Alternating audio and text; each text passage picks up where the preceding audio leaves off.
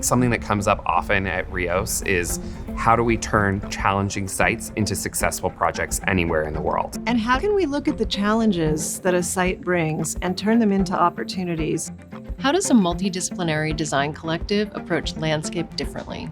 To me, landscape architecture is about blending the art and stewardship of land. We think about how we orchestrate futures and help people to imagine what these spaces can be. Landscape architecture is the connective tissue that brings people together, it brings nature together, and most importantly, it brings people and nature together.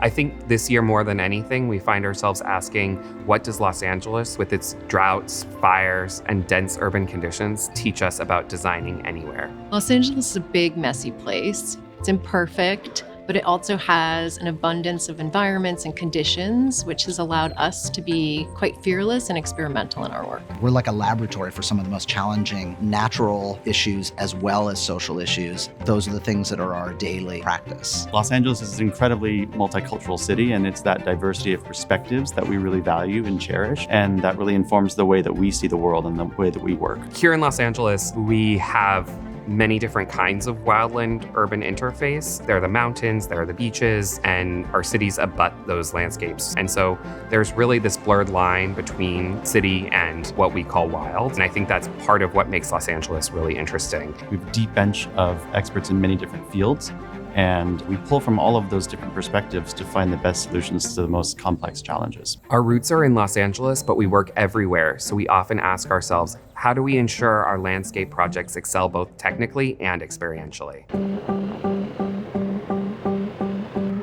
I think it's important for design teams to recognize that design and technical aspects of our work exist along a continuum and both influence each other. Understanding the difference between a 24-inch box tree and an 84-inch box tree. There are depth concerns, there are weight concerns. There's also just the physical size of the tree when it arrives on site. To me, constraints are, in a way, the greatest opportunities that we have as designers. By identifying the constraints of a project, we really do identify the opportunities that can come out of those projects. We are working side by side with clients who trust us and understand that we take comfort in complexity. We design with a sense of empathy for our clients, for the communities and the people that will be using or living in our design areas. We're much more interested in working with communities on setting the stage for a variety of possible outcomes. We practice a process we call embodied design. We're bringing our teams to sites. We're bringing the client there with us. We're mocking things up at full scale, and we're making decisions informed by the actual views and topography and context, and bring that into the formal documentation that's necessary for these more complex projects.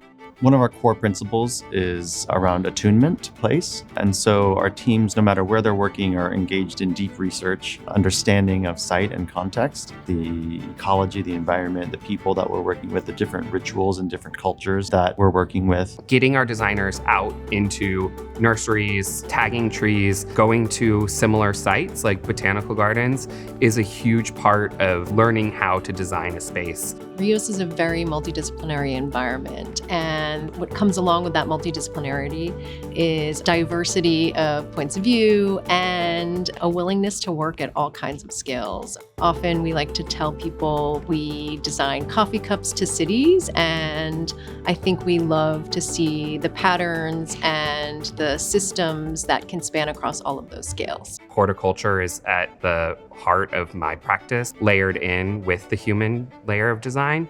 We have really perfected what a garden looks like over time and how do we communicate that with a client. Construction administration is your chance to be out in that space, understanding what the scale actually feels like, where plants should be located, how they layer up with each other. It's an opportunity to watch our own dreams and the dreams of our clients become real. Once plants and trees are finally being brought to the site, it's really crucial for our teams to be there while the plants arrive and then as they're getting placed. But RIOS doesn't just design landscapes. We design complete experiences that bring people together and spark wonder.